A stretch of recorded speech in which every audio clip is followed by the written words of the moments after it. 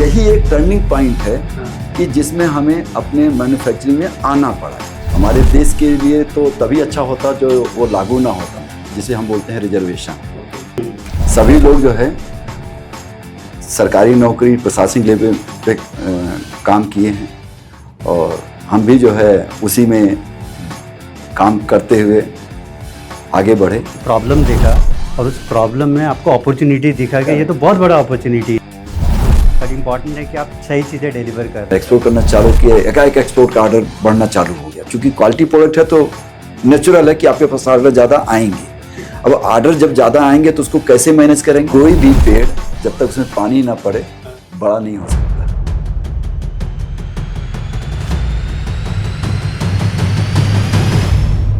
आपका जर्नी कैसे स्टार्ट हुआ जब आपने ये हाइड्रोलिक इक्विपमेंट जो एक बहुत ही नीश कैटेगरी है और इस कैटेगरी में शायद कोई एक बंदा इस बिज़नेस में जाना चाहता है तो वो सोचेगा नहीं, है ना। तो आपने कैसे सोचा कि आपको इस कैटेगरी में, इस इंडस्ट्री में जाना है और क्या एक ऐसा चैलेंजेस आपको मिला जब आप इंडस्ट्री में एंटर करना चाह रहे थे? देखिए, पहले तो मैं आपका बहुत बहुत धन्यवाद करना चाहूँगा कि आप अपने ऑफिस में और हमको इस कदर समझे कि बुलाए। और रही बात ये हाइड्रोलिक की जर्नी की, मेरा जो पिछला बैकग्राउंड है कोई मैन्युफैक्चरिंग से नहीं है, ना कोई बिजनेसमैन से हमारे कोई पिछला कोई ताल्लुक़ रखता है। सभी लोग जो है सरकारी नौकरी प्रशासनिक लेवल पे काम किए हैं और हम भी जो है उसी में काम करते हुए आगे बढ़े। और बस दुर्भाग्य था, या दुर्भाग्य कहिए या अच्छा कहिए, ठीक है, क्यों हमारे देश के लिए तो तभी अच्छा होता जो वो लागू ना होता, जिसे हम बोलते हैं रिजर्वेशन। जिसे मंडल कमीशन के रूप में बीपी सिंह ने लागू किया था और वो उसकी वजह से हमने अपना एक CSIR में एज ए ITRC, मतलब CSIR का ब्रांच है ITRC, जो भोपाल गैस कांड को न्यूट्रलाइज किया था, उसमें एज ए साइंटिस्ट भी हमने कुछ दिन काम करने के बाद विरोध स्वरूप उसको छोड़ दिया था। अच्छा, ठीक है। तो इस डर से कि घर वाले का ज़्यादा तांडव ना हो हमारे प्रति, तो हमने कोई एक नौकरी ज्वाइन कर ली जो हाइड्रोलिक्स से रिलेटेड थी। अमेरिकन कंपनी थी ईटन विकर्स करके, तो उसमें काम किया। फिर कुछ दिन काम करने के बाद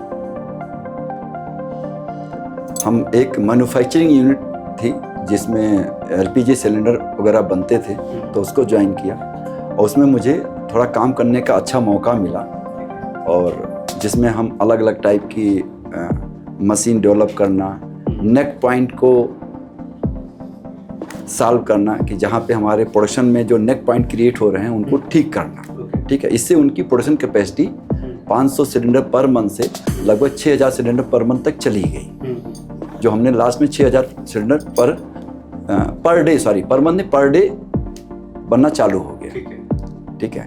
तो इससे क्या हुआ, हमारे दिमाग को थोड़ी उलझनों के साथ थोड़ा एक्सपेंड हुआ, ओपन कर दिया कि अच्छा मैं और भी काम कुछ, हाँ, हम तो और ढेर सारे काम कर सकते हैं, ठीक है। तो उसमें अगर देखेंगे तो अलग अलग टाइप की मशीनें, जैसे जो हम सिलेंडर को, जो अपने घरों में सिलेंडर इस्तेमाल करते हैं LPG सिलेंडर, आप देखेंगे तो इसकी कई टेस्टिंग होती है। जैसे हाइड्रो स्ट्रेस टेस्ट होती है कि हम सिलेंडर के अंदर प्रेशर डालेंगे तो वो स्ट्रेच कितना करेगा और कब फट जाएगा, ठीक है। तो ये सब मशीनें बनाना, डेवलप करना, ये सब काम में हम इन्वॉल्व रहे। और किस पॉइंट पे आपको लगा कि नहीं अब मेरा अपना करना चाहिए आपको? करेक्ट। जब इसके बाद हम एक अमेरिकन कंपनी और है जो इंडिया में तब नहीं थी और उनका इक्विपमेंट इंडिया में आता था, तो उनको हम कंसल्टेंसी देते थे। अच्छा, ओके, ठीक है। केवल इंडिया के लिए कंसल्टेंसी देते जहाँ जहाँ उनका इक्विपमेंट लगा होता था। जैसे ज़्यादातर उनका जो एल्युमिनियम प्लांट हैं, जैसे हिंडाल्को हैं, नाल्को हैं, ऐसे करके कई HCL हैं, इन सब इक्विपमेंट, इसमें जो इक्विपमेंट जाते थे उस पर हम कंसल्टेंसी देते थे। अगर उनका कोई इशू आता था उसको हम सॉल्व भी करवाते थे। तो कुछ दिन होने के बाद तो वो उन लोगों का रिक्वायरमेंट है कि इस पावर पैक को हम यहाँ बनाते हैं, हाइड्रोलिक सिस्टम को इंडिया में बनाते हैं। फिर उन्होंने स्पेशली प्रेशराइज किया कि बनाओ। हमने, चूँकि हमारा फील्ड नहीं है, इस लाइन से हम रिलेटेड नहीं हैं, तो मैंने उनको डिनाई किया कि हम इसको नहीं कर सकते। आप कहीं भी मैन्युफैक्चरिंग कराएं, वो हम अपनी निगरानी में देख सकते हैं सारा कि वो बनेगा, ठीक बनना चाहिए। लेकिन क्या हुआ कि इसके बावजूद भी जिनको भी दिया जाता था काम, वो कुछ ना कुछ गलतियां करते थे। वो गलतियों को सॉल्व करने के लिए फिर वही टेंशन, वही परेशानी। तो यही एक टर्निंग पॉइंट है कि जिसमें हमें अपने मैन्युफैक्चरिंग में आना पड़ा कि अगर वो कमियां नहीं होती, बनाने वाले कमियां ज़्यादा नहीं करते, तो शायद हम इंडस्ट्री में नहीं आते। तो मतलब आपने एक प्रॉब्लम देखा और उस प्रॉब्लम में आपको अपॉर्चुनिटी दिखा कि ये तो बहुत बड़ा अपॉर्चुनिटी है जिसमें हमें अलग से सेपरेटली अपना कुछ कर सकता हूँ। अपॉर्चुनिटी नहीं, वो एक्सीडेंटल कह लीजिए। अपॉर्चुनिटी तो उसके लिए था कि अगर वो काम ठीक करता तो शायद हमें ये नहीं करना होता। ठीक है, लेकिन उसने, जिसको दिया गया काम उसने ठीक से नहीं किया, तो ये मुझे करना पड़ा। लेकिन मैं कहूँगा कि सभी लोगों को ऐसे एक्सीडेंटल चीज़ें देखनी चाहिए और करनी चाहिए। वो एक्सीडेंटल में भी अपॉर्चुनिटी देखना चाहिए। फिर मैंने अपनी मैन्युफैक्चरिंग चालू की, और वो भी मैन्युफैक्चरिंग हम, चूँकि बहुत ज़्यादा कास्ट ना आए, तो इसके लिए बहुत ही ज़्यादा इंटीरियर इलाके में लिए कि हमारा बहुत ज़्यादा एक्सपोजर तो है नहीं। ठीक है, तो उसके लिए हमने इंटीरियर में लेके उसका प्रोडक्शन चालू किया। लेकिन इक्विपमेंट जो जा रहे थे वो क्वालिटी वाइज अच्छा परफॉर्म कर रहे थे, जिसकी वजह से लोग आपके पास आ रहे थे। हालांकि वो आपने बहुत अच्छा इंटरेस्टिंग एक स्टोरी सुना है, वो मैं मतलब फिर से हम चाहेंगे कि आप वो स्टोरी बताएं।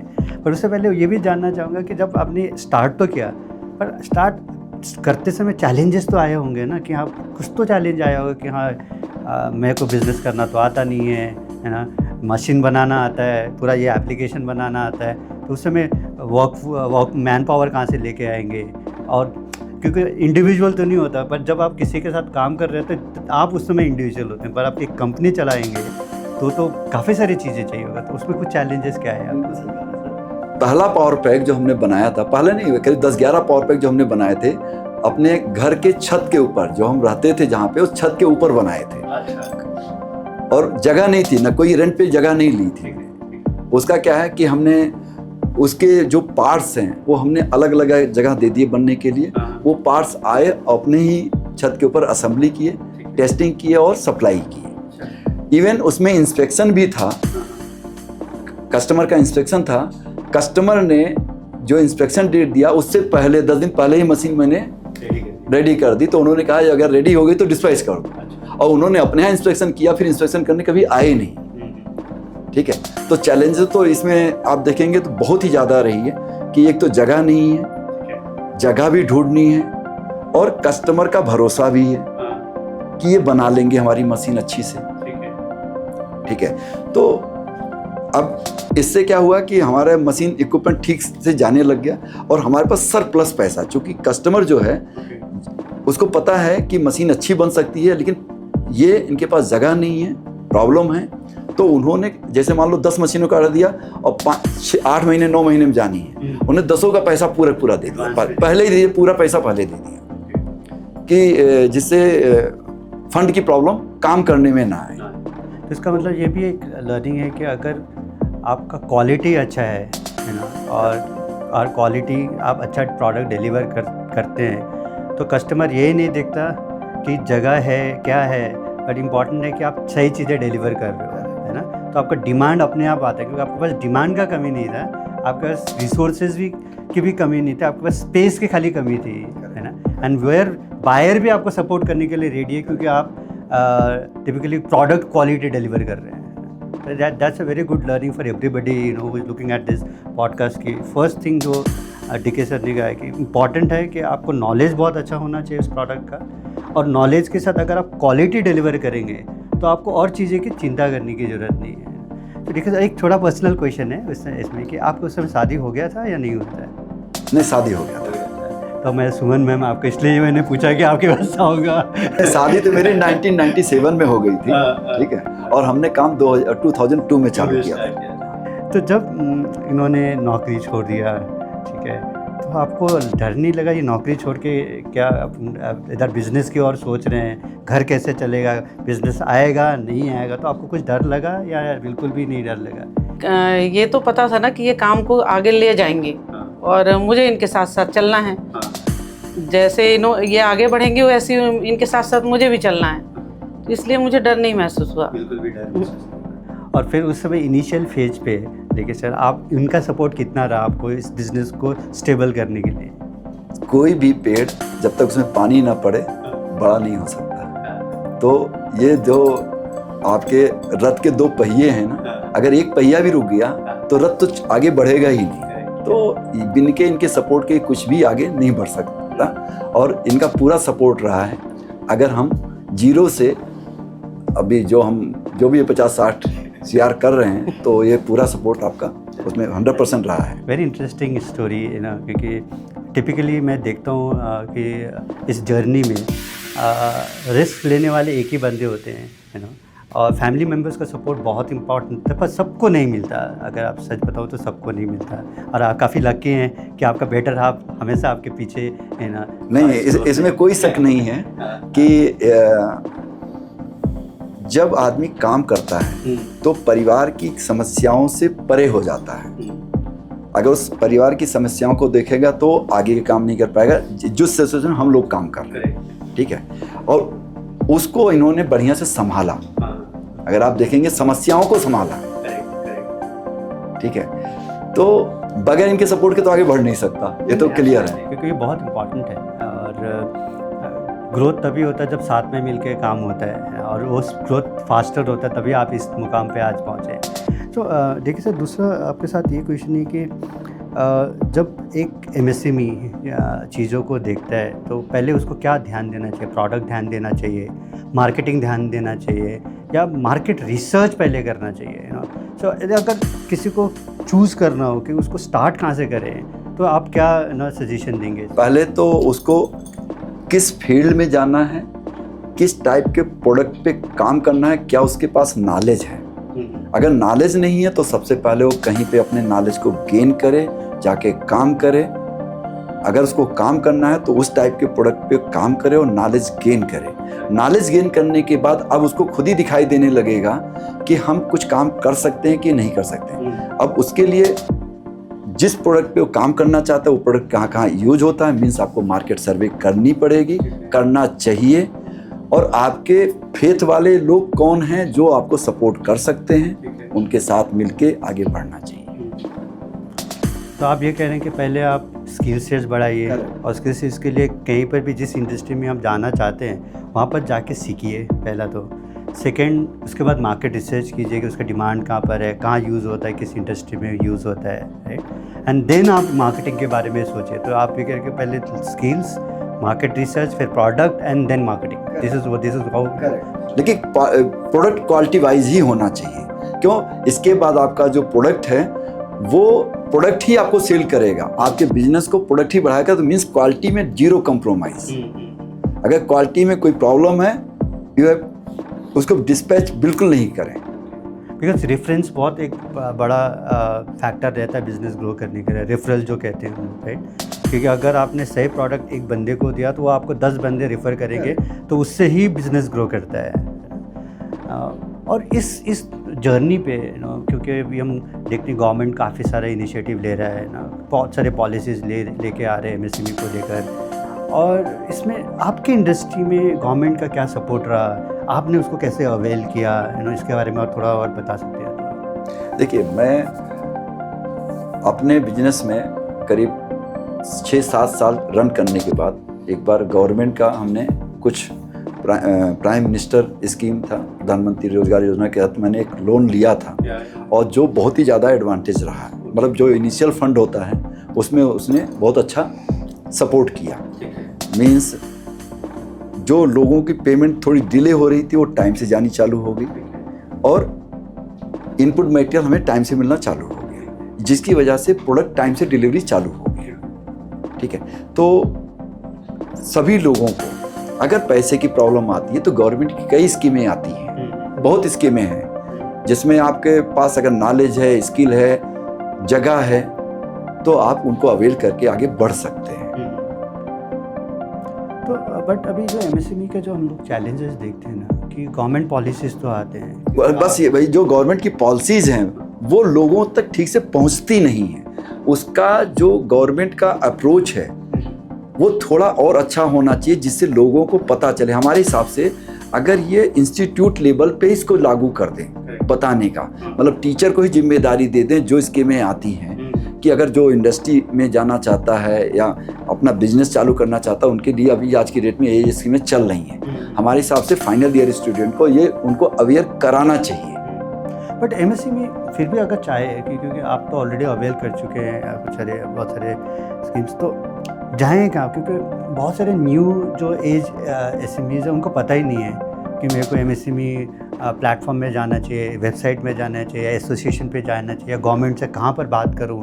तो कुछ ऐसा है जो सजेशन आप दे सकते हैं कि उनको अगर वो अवेल करना है तो स्टार्टिंग पॉइंट क्या होगा? क्योंकि हम तो कह रहे हैं कि गवर्नमेंट आपके पास आ जाए, ये तो बहुत ही मुश्किल होता है कि नहीं, गवर्नमेंट ना आए। गवर्नमेंट जो स्कीमें बनाती है उस स्कीमों को धरातल पे लाना है। और धरातल पे कैसे आ सकता है?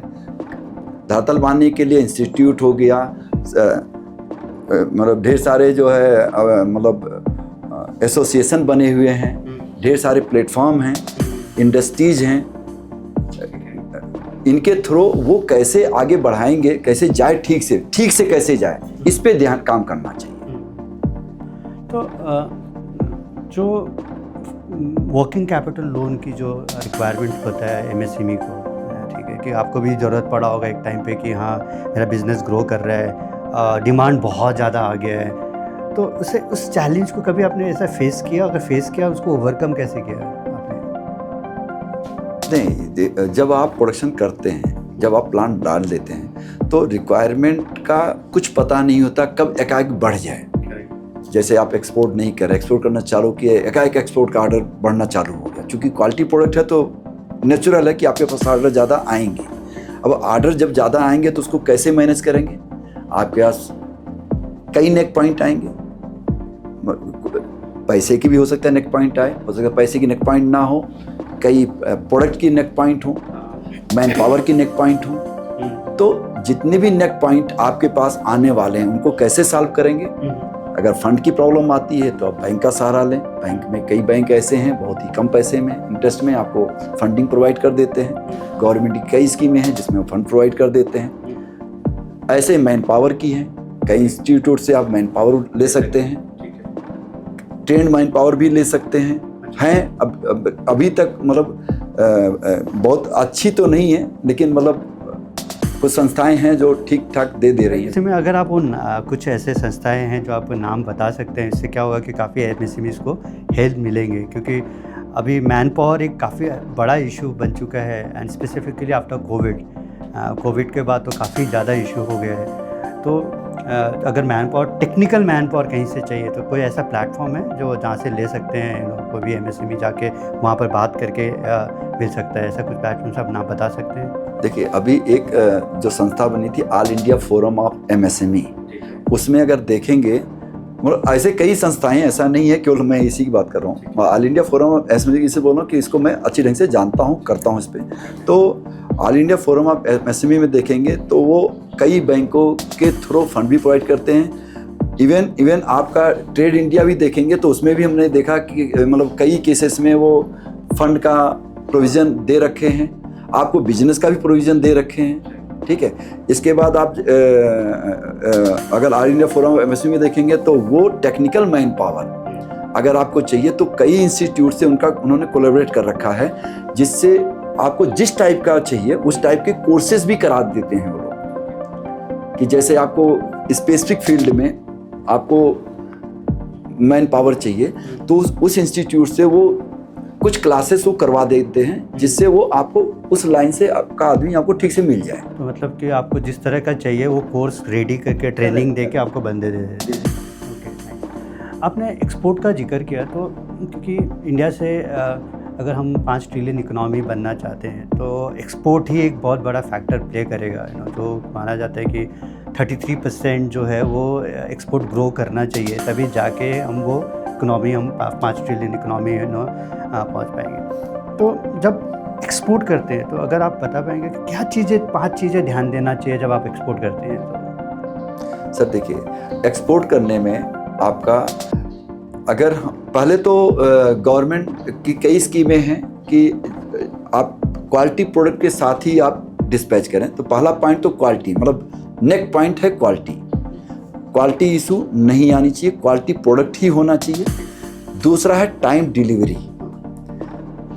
तीसरा पॉइंट है कि आपका मटेरियल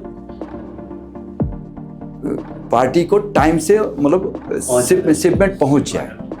ठीक है। और इसमें जो आपका रिलेशनशिप कितना मैटर करता है जब आप एक्सपोर्ट करते हैं उस बायर के साथ? रिलेशनशिप बहुत ही मायने रखता है। सबसे बड़ा मायने रिलेशनशिप ही रखता है। अगर आपका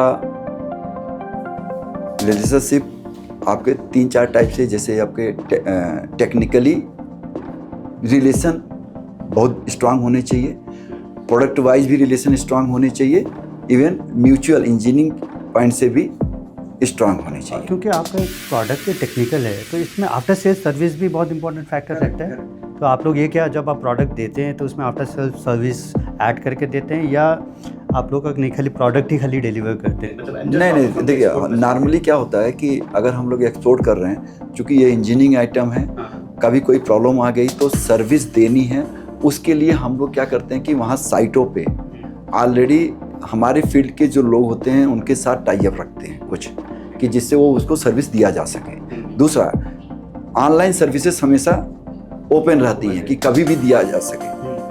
और ज़्यादातर प्रॉब्लम, चूँकि ये इंजीनियरिंग प्रोडक्ट है तो ऑनलाइन से ही मैक्सिमम प्रॉब्लम खत्म हो जाती है। क्योंकि ऑन फोन ही आप उनको गाइड कर देते होंगे। ज़्यादातर ये फ़ोन पे ही प्रॉब्लम सॉल्व हो जाती है, ऑनलाइन सर्विस देने पे ही प्रॉब्लम खत्म हो जाती है। तो सर्टिफिकेशन कितना इंपॉर्टेंट है? क्योंकि अभी जब भी हम देखते हैं, हम एक्सपोर्टर से बात करते हैं तो फूड प्रोडक्ट का अलग सर्टिफिकेशन होता है, इलेक्ट्रॉनिक्स का अलग। तो आप लोग के इंडस्ट्री में सर्टिफिकेशन इंपॉर्टेंट फैक्टर रखते हैं? कई प्रोडक्ट हैं जिनका वो प्रोसेस पूरा सही से इस्तेमाल किया गया नहीं किया गया, तो ये कौन चेक करेगा, कैसे वेरीफाई होगा? वर्ल्ड वाइज जितने भी सर्टिफिकेशन हैं तो कई कंट्री में उनका सर्टिफिकेशन बिल्कुल उसी हिसाब से चलता है। सेम नॉर्म से यहाँ बना है तो उनका इंस्पेक्शन हुआ, सेम नॉर्म से बना हुआ है, क्वालिटी वही आ रही है।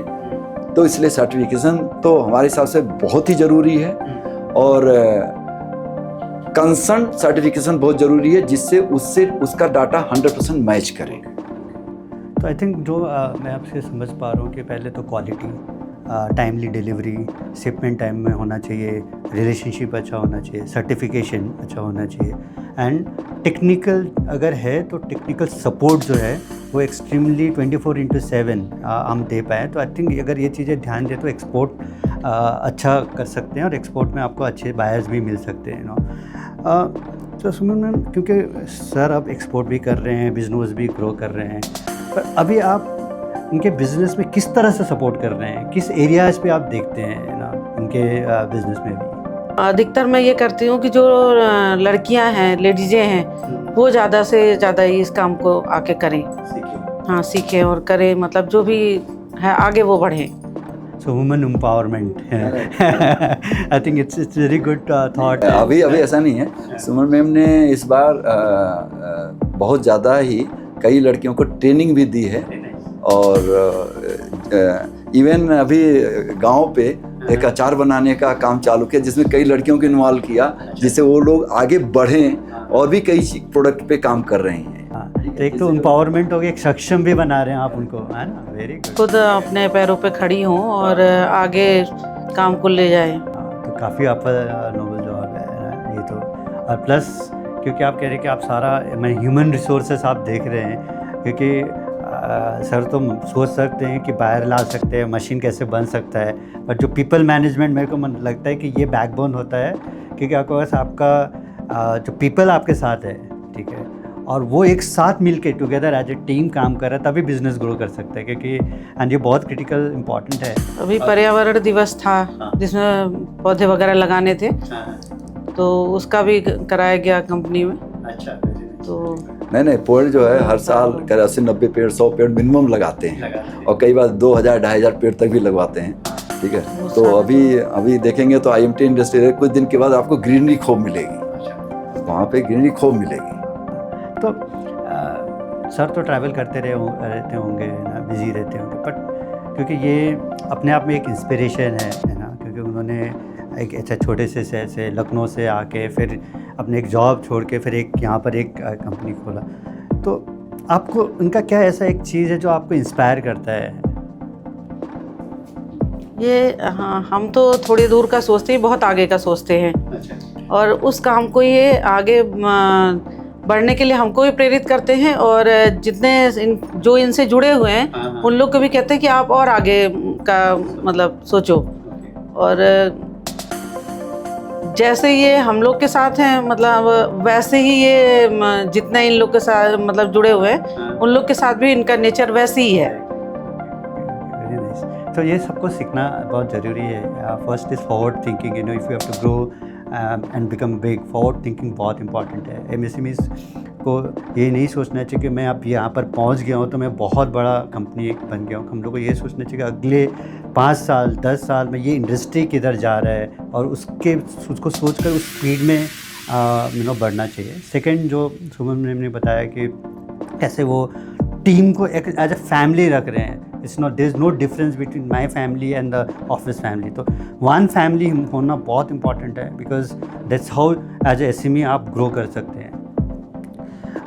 तो देखिए सर, ये जो आपकी इंडस्ट्री है, क्योंकि आप देखते कि आज AI, हर बंदा AI बोल रहा है, AI के बातें कर रहा है, मशीन लर्निंग के बातें कर रहा है, इनोवेशंस, एवरीडे इनोवेशंस चेंज हो रहा है ना, चेंज हर दूसरे दिन कुछ ना कुछ नया आ रहा है। कभी ChatGPT होता है, कभी Gemini, और इस तरह से न्यू एज टेक्नोलॉजीज़ काफ़ी सारे आ गए हैं। तो आपकी इंडस्ट्री में इनोवेशंस क्या हो रहे हैं? अगर इनोवेशंस हो रहे हैं तो उससे क्या फ़ायदा हो रहा है, अगर आप बता पाएँ?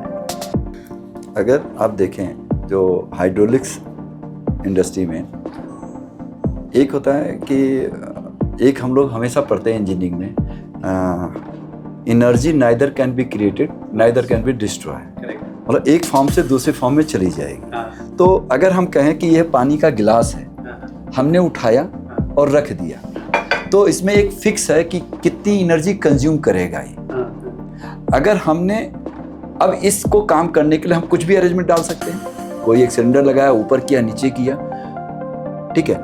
अब हमने एनर्जी कितना जनरेट किया और कितना यूज किया, इसके बीच में क्या होगा, एक वेस्ट एनर्जी आएगी, ठीक है। वेस्ट एनर्जी कितना मिनिमम कर सकते हैं उस पर हम लोग काम करते हैं, ठीक है।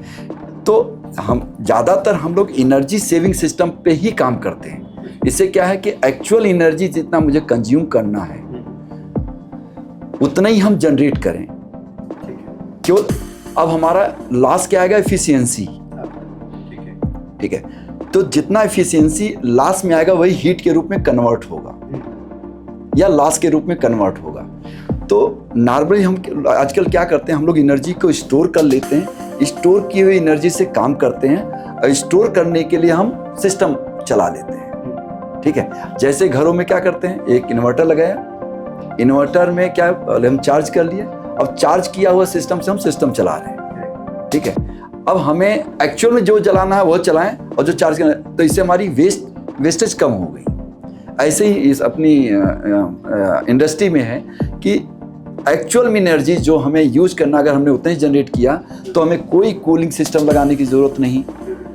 एटमॉस्फेयर भी हमारा नीट एंड क्लीन, मींस आपका अगर हमने एनर्जी ज़्यादा कंज्यूम किया और कम एनर्जी की ज़रूरत थी, तो हम उस एनर्जी को भी जनरेट करने के लिए ज़्यादा कोई थर्मल पावर जनरेट करने के लिए कोयला जलाया या जो भी जनरेटर चलाया, तो कम से कम ईंधन इस्तेमाल हो, उस पे हम लोगों का फोकस रहता है। सर मतलब काफ़ी इनोवेशन यहाँ चल रहा है ताकि एनर्जी को राइट तरीके से, राइट एनर्जी ही जाए, वेस्टेज ना हो, है ना, उसमें बहुत सारा काम हो रहा है। ग्रेट। एंड क्योंकि जो बिज़नेस ग्रोथ के लिए सबसे इम्पॉर्टेंट एस्पेक्ट होता है कि आपका बायर, खरीदार, राइट। तो अभी आप कौन सा मीडियम यूज़ करते हैं, आपके पास बायर कैसे पहुंचता है, क्योंकि और जो आप एक वो एग्जांपल प्लीज़ शेयर कीजिएगा कि आपके पास बायर कैसे पहुंचा, really happy to hear that. तो आज के डेट में आप कैसे, पहले कैसा था और अब कैसे, क्या चेंज हो गया है?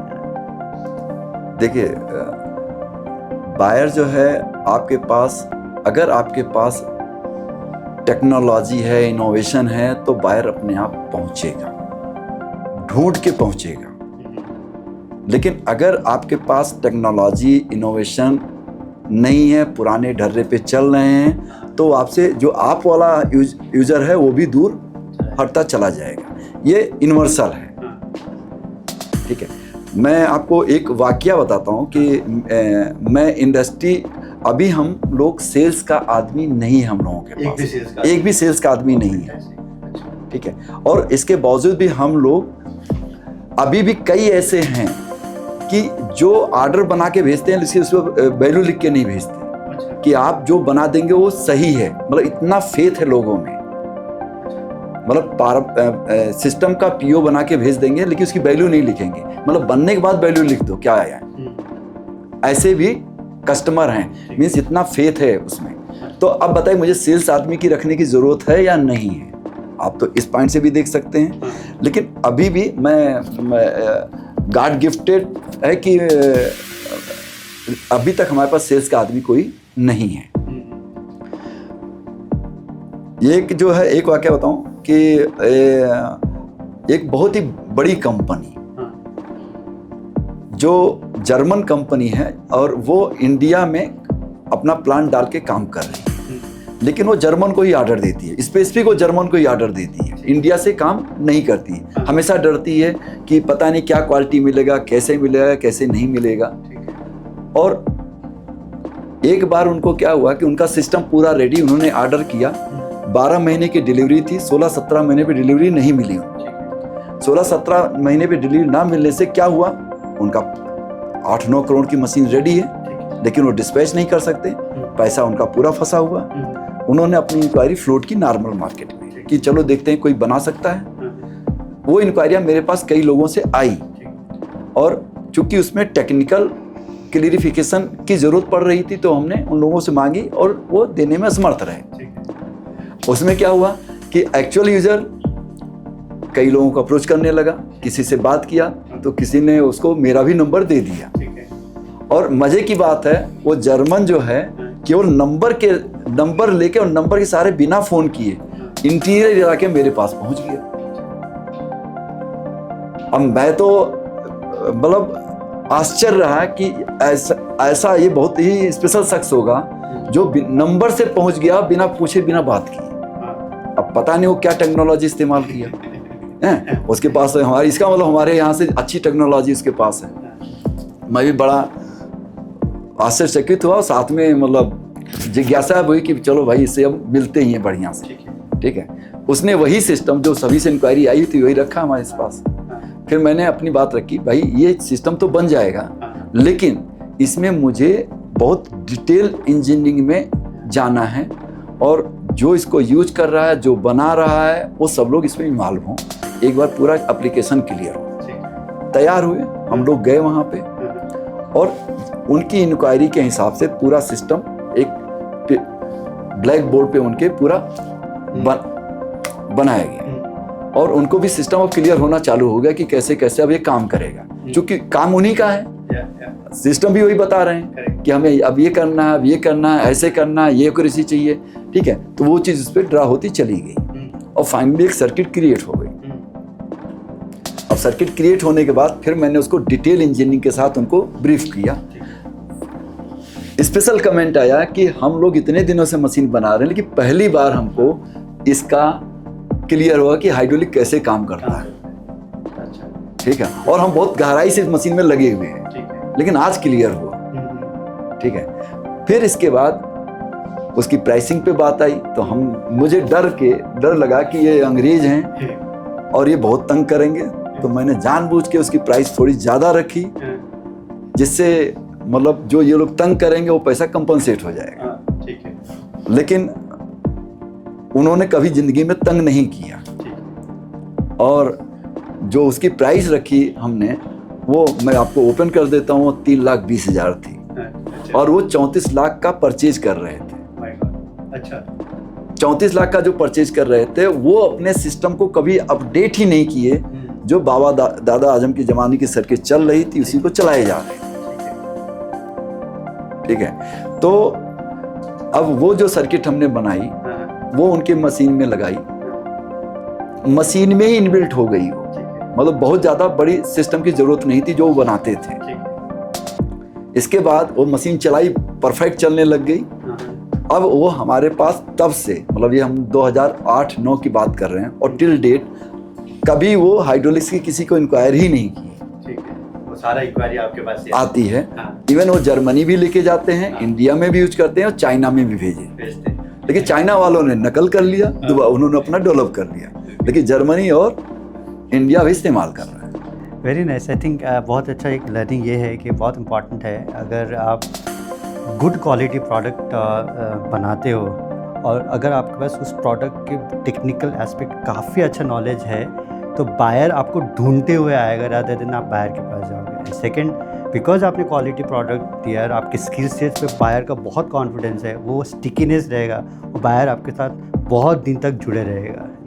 सो I think that's a great story, ठीक है सर। और सुमन मैम, सर ऑफिस में और घर पे एक ही जैसा रहते हैं, और या घर पे अलग है, एक फैमिली के साथ अलग है? नहीं, जैसा फैमिली के साथ हैं वैसे ही अपने वर्कर के साथ हैं और अपने क्लाइंट के साथ वैसे ही हैं जैसे घर पे हैं। तो और ये एज अ फादर कैसे हैं? बहुत बढ़िया। मुझे तो लगता है बच्चों ने कुछ अच्छे कर्म किए होंगे जो ऐसे फादर उनको मिले, या मुझे ऐसे हस्बैंड मिले जो मैंने बहुत अच्छा कुछ किया होगा जो।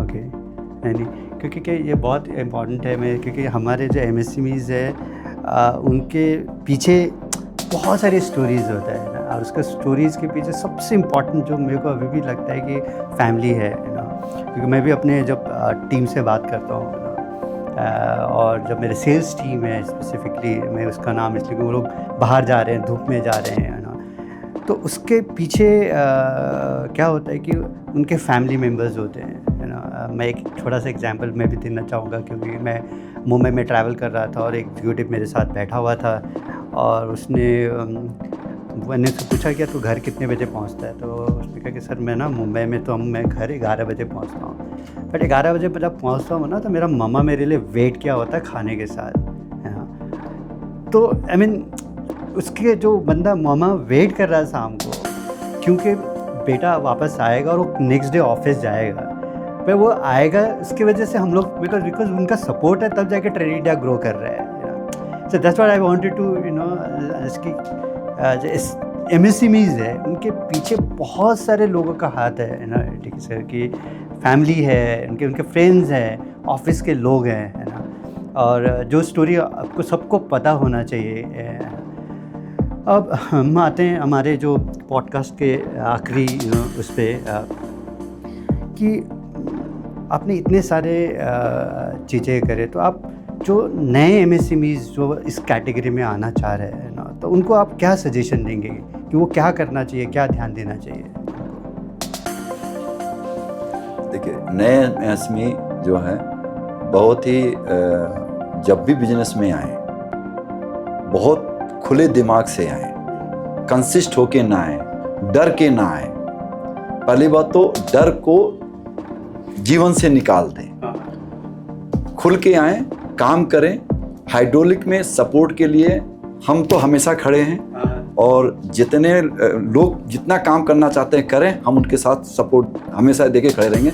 चाहे फाइनेंशियल होगा तो भी करेंगे, कुछ फाइनेंशियल भी करेंगे, कुछ टेक्निकल सपोर्ट भी करेंगे। तो उस रूप में हम इसको, और इसके बाद वो अपनी जगह जरूर, मतलब कोशिश करें कि अगर अपनी जगह है तो जिससे कास्ट कम आए, क्यों आज की डेट में कंपटीशन ज़्यादा है, तो थोड़ा कास्ट कम रखने के लिए अपनी जगह का इस्तेमाल करें। अपनी आउटसोर्स को भी रखें थोड़ा, जिससे धीरे धीरे इन हाउस करें, पहले शुरू में आउटसोर्स करें। तो आप कह रहे हैं कि कुछ चीज़ें अपना मैन्युफैक्चरिंग नहीं होने के बावजूद भी अगर आप किसी से मैन्युफैक्चर करके असेंबल करके इस तरह से भी आप दोनों अप्रोच ले सकते हैं। इनफैक्ट इसमें मैं वो भी ऐड कर दूंगा कि आपका जो आईफर्म है जो कि आप इस तरह के जो MSCME उनके एक नेटवर्क प्रोवाइड करता है, मेंटरशिप प्रोवाइड करता है, आई थिंक वो भी अच्छा एक बहुत अच्छा एक तरीका है कि आईफर्म जैसे जो एसोसिएशंस है उनको भी ज्वाइन करे, है ना, उनको ज्वाइन करे और वहाँ पर जाके जो नेटवर्किंग होता है, मेंटरशिप मिलता है आपके जैसे इस दिग्गज इस कैटेगरी में जो है, तो आई थिंक उनको काफ़ी हेल्प मिल सकता है थ्रू दिस। सर देखिए, एसोसिएशन का एडवांटेज तो उनको लेना चाहिए। ऐसा मार्केट के लिए आप ट्रेड इंडिया में भी अपना पूरा वो ले सकते हैं, फाइनेंस के लिए भी ले सकते हैं, तो आपको मार्केट में ज़्यादा भागने की जरूरत नहीं। अगर आप टेक्निकली स्ट्रांग हैं, मार्केट में ऐसे ले सकते हैं, फंड का ऐसे ले सकते हैं। लेबर की प्रॉब्लम आ रही है, मैं टेक्निकल पावर की प्रॉब्लम आईफार्म के से हेल्प ले सकते हैं। कोई इशू आ रहा है MSME का, वहाँ पे सॉल्व करवा सकते हैं। तो ऐसे करके आदमी अच्छा आगे निकल सकता है, इन चीज़ों का उपयोग करते हुए निकल सकता है आगे।